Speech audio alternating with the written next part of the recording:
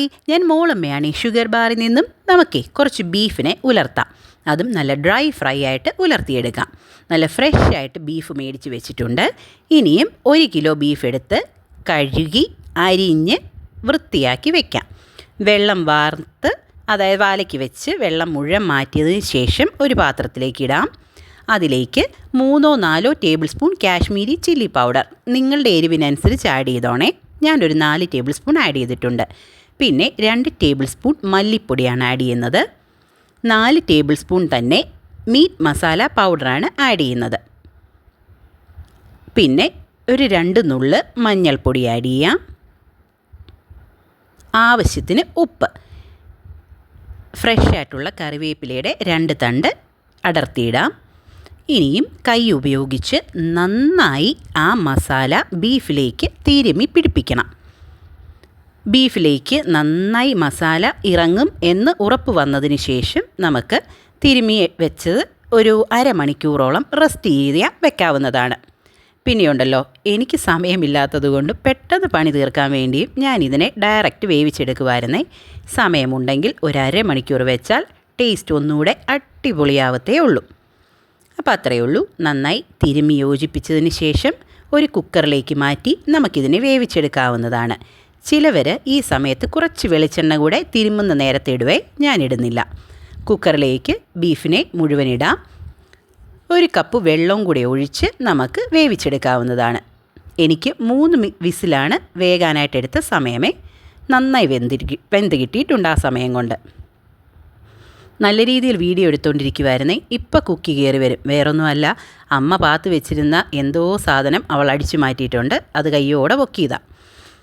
അത് കഴിഞ്ഞു. ഇനിയും ഇതിൻ്റെ മെയിൻ സാധനം എന്ന് അമ്മ പറയുന്നത് ഇതാണ്. കുറച്ച് വെളുത്തുള്ളി, 2 ടേബിൾ സ്പൂൺ കുരുമുളക്. വെളുത്തുള്ളിയും ഒരു 3 ടേബിൾ സ്പൂണോളം ഉണ്ട് കേട്ടോ. 3 ടേബിൾ സ്പൂണോളം വെളുത്തുള്ളിയും കുരുമുളകും കൂടെ മിക്സിയുടെ ജാറിലിട്ട് നന്നായി ചതച്ചെടുത്ത് വെക്കണം. ഇതാണ് ഞങ്ങളുടെ രീതിയിൽ ബീഫ് ഉലർത്തുന്നതിനകത്ത് മെയിനായിട്ടുള്ള സാധനമേ. അതെടുത്ത് നമുക്ക് ആദ്യമേ തന്നെ ഉണ്ടാക്കി മാറ്റി വയ്ക്കാം. ബീഫ് വേകുന്ന സമയം കൊണ്ട് ചെയ്യേണ്ട പണികളാണിതൊക്കെ. പിന്നെ ആവശ്യത്തിന് സവാളയും ഇഞ്ചിയും അതെല്ലാം തയ്യാറാക്കി വെക്കണേ. ഞാനൊരു 6 സവാളയാണ് എടുത്തിരിക്കുന്നത്. അതായത് മുഴുത്ത സവാള, വലിയ സവാള 6 എണ്ണം അരിഞ്ഞ് നീളത്തിൽ വെച്ചിട്ടുണ്ട്. ഒരു വലിയ കഷ്ണം ഇഞ്ചി അരിഞ്ഞ് വെച്ചിട്ടുണ്ട്. പിന്നെ കറിവേപ്പിലയും അതൊക്കെയാണ് എടുത്ത് വെച്ചത്. നമുക്കൊരു പാൻ ചൂടാക്കാം. അതിലേക്ക് 4 ടേബിൾ സ്പൂൺ വെളിച്ചെണ്ണ ഒഴിച്ച് കുറച്ച് തേങ്ങ കൊത്തിയിട്ട് വറുത്തെടുക്കണം. തേങ്ങാക്കൊത്ത് വെറുതെ വറുത്തെടുക്കുകയല്ല, അതിലേക്ക് കുറച്ച് മഞ്ഞൾപ്പൊടിയും കൂടി ഇട്ടിട്ടാണ് വറുത്തെടുക്കേണ്ടത്. ഞങ്ങളുടെ അമ്മച്ചി അങ്ങനെയാണ് വറക്കുന്നത്. അന്നേരം ഭയങ്കരമായ ടേസ്റ്റ് വരും എന്നാണ് അമ്മച്ചി പറയുന്നത്. സത്യം പറഞ്ഞാണ് കേട്ടോ. കുറച്ച് മഞ്ഞൾപ്പൊടിയും കൂടി ഇട്ട് നമുക്ക് തേങ്ങയെ വറുത്തെടുക്കാം. നല്ല ഗോൾഡൻ ബ്രൗൺ കളറിലേക്ക് മാറണേ.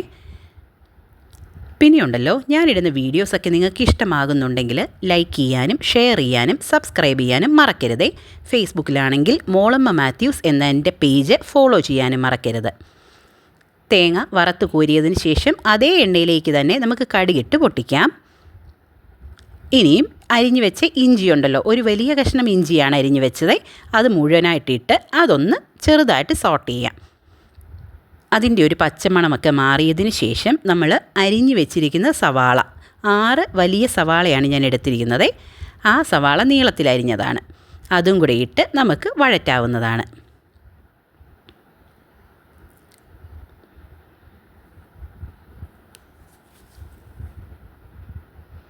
ഒരുപാട് എണ്ണയുടെ ആവശ്യമൊന്നുമില്ല കേട്ടോ. ഈ എടുത്തിരിക്കുന്ന എണ്ണ കൊണ്ട് തന്നെ നമുക്കിതിനെ ഉലർത്തിയെടുക്കാവുന്നതേ ഉള്ളേ. സവാള ഇട്ടതിന് ശേഷം വീണ്ടും കറിവേപ്പില ഇടാം. ഇതിനകത്ത് കറിവേപ്പില കുറച്ച് കൂടുതൽ ഇടുന്നുണ്ടേ. അതിന് കാശ് മുടക്കൊന്നുമില്ലല്ലോ, വീട്ടിലെ പറമ്പിൽ തന്നെയുള്ള കറിവേപ്പിലയാണ്.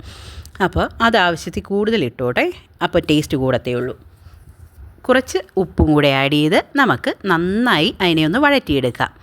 ഒന്ന് നന്നായി വഴന്ന് വന്നതിന് ശേഷമാണ് നമ്മൾ ആദ്യമേ ചതച്ച് വെച്ചില്ലേ കുരുമുളകും വെളുത്തുള്ളിയും കൂടെ, അതും കൂടെ ഇട്ട് നന്നായി ഉലർത്താവുന്നതാണ്. ഈ സമയത്ത് ഒരു ഉഗ്രം മണം വരും കേട്ടോ. അടിപൊളിയാണ്.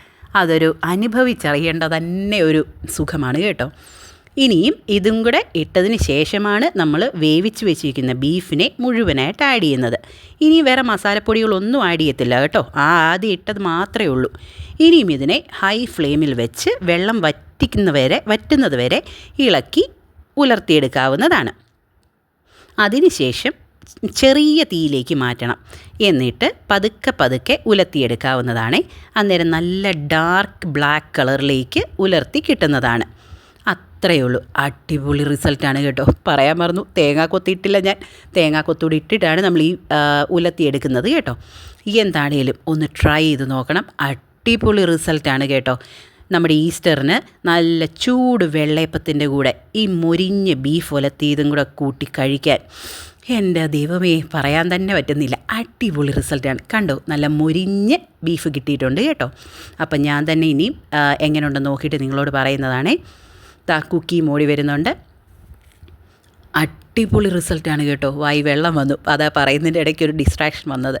അടിപൊളി. ഒന്ന് ട്രൈ ചെയ്ത് നോക്കുക കേട്ടോ. നല്ല ബീഫ് കിട്ടുമ്പോൾ ഇതുപോലെ തന്നെ ചെയ്ത് നോക്കുക. താങ്ക്